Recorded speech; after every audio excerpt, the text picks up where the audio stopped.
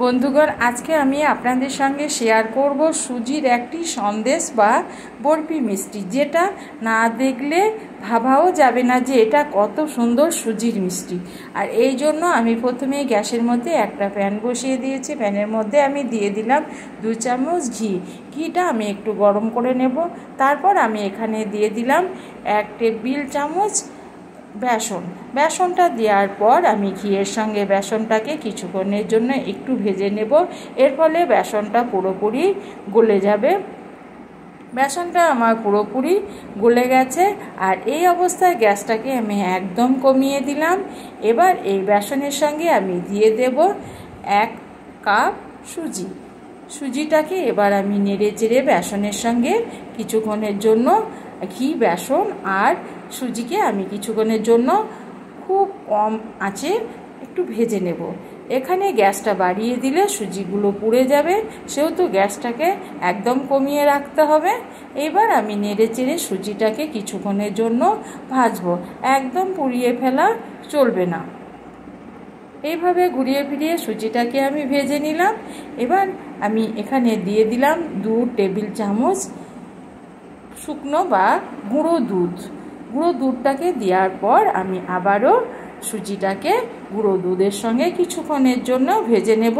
আর এই অবস্থায় গ্যাসটা কিন্তু আমার কমানোই আছে, এখন বাড়ালে চলবে না, তাহলে সুজি পুড়ে যাবে। এইভাবে আমি নেড়ে চেড়ে কিছুক্ষণ দুধ আর সুজিকে ভেজে নেব। আর এখন সুন্দর একটা সেন্ট বেরাচ্ছে। এইভাবে নেড়ে চেড়ে আমি সুজি আর গুঁড়ো দুধটাকে ভেজে নিলাম। এবার এটাকে আমি নামিয়ে রাখবো সাইডে।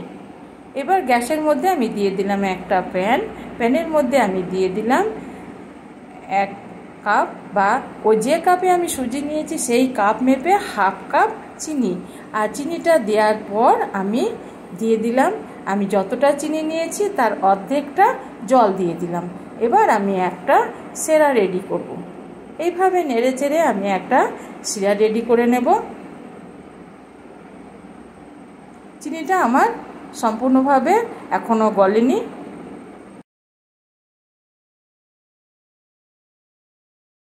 এখানে তারের প্রয়োজন নেই, শুধুমাত্র একটা সিরা রেডি করব। চ্যাটচেটে ভাব এলে আমার সিরাটা রেডি হয়ে যাবে। আমার চ্যাটচেটে ভাব এসে গেছে। এবার এটাকে আমি সরিয়ে নিলাম। এবার গ্যাসের মধ্যে সুজিটাকে আবারও দিয়ে দিলাম।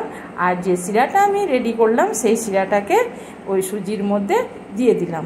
এবার আমি নেড়ে চেড়ে কিছুক্ষণের জন্য একটা ডো রেডি করব। এইভাবে, আর গ্যাসটা আমার বন্ধুরা এখনও কমানো আছে। এখানে এই রেসিপিটা বেশি আঁচে তৈরি করা যাবে না। আর আমি দিয়ে দিলাম কিছুটা গুঁড়ো এলাচ গুঁড়ো বা এলাচের পাউডার দিয়ে দেওয়ার পর আমি আবারও কিছুক্ষণের জন্য নেড়ে চেড়ে এটাকে রান্না করব। আর যতক্ষণ না সমস্ত এই জলভাবটা কাটবে ততক্ষণই আমি এই নেড়ে চেড়ে এইভাবে ভাজবো। আর এই অবস্থায় আমি আবারও দিয়ে দিলাম 1 চামচ ঘিটা দেওয়ার পর আবারও আমি নেড়ে চেড়ে কিছুক্ষণের জন্য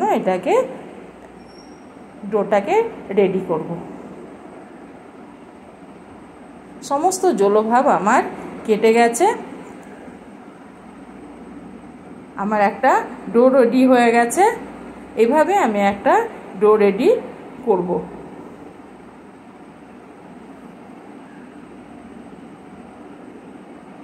আর এই অবস্থায় আমি এখন গ্যাসটাকে অফ করে দিলাম। অন্যদিকে আমি একটা থালার মধ্যে ঘি ব্রাশ করে নেব। এবার যে ডোটা আমি সুজির ডোটা রেডি করেছিলাম সেটাকে দিয়ে দিলাম। আর এটা একটু তাড়াতাড়ি করতে হবে, কারণ এটা তো সুজি আর যে চিনি দুধ পাইল আছে, এটা খুব তাড়াতাড়ি শক্ত হয়ে যাবে। সেজন্য খুব তাড়াতাড়ি এই কাজটা করতে হবে।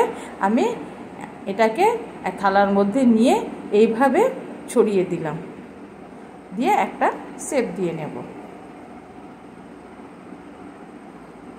এবার আমি এখানে দিয়ে দিলাম কিছুটা কুচনো কাঠবাদামটা দেওয়ার পর আমি এগুলোকে একটু টিপে টিপে বসিয়ে দেব। তারপর আমি কিছুক্ষণের জন্য ঠান্ডা করে নেব। পুরোপুরি ঠান্ডা করলে হবে না, তাহলে এটা শক্ত হয়ে যাবে। অল্প একটু ঠান্ডা হলে আমি একটা চাকু দিয়ে এই পিস পিস করে কেটে নেব। একটা দারুণ বরফির রেসিপি, বাচ্চারা খেতে ভীষণ পছন্দ করে। আর একবার বাড়িতে ট্রাই করে দেখুন, সবাই নাম করবে। আমার বরফি মিষ্টিটা রেডি হয়ে গেল। এই দেখুন, আমি দেখিয়ে দিচ্ছি, দারুণ মজাদার একটি সুজির বরফির রেসিপি।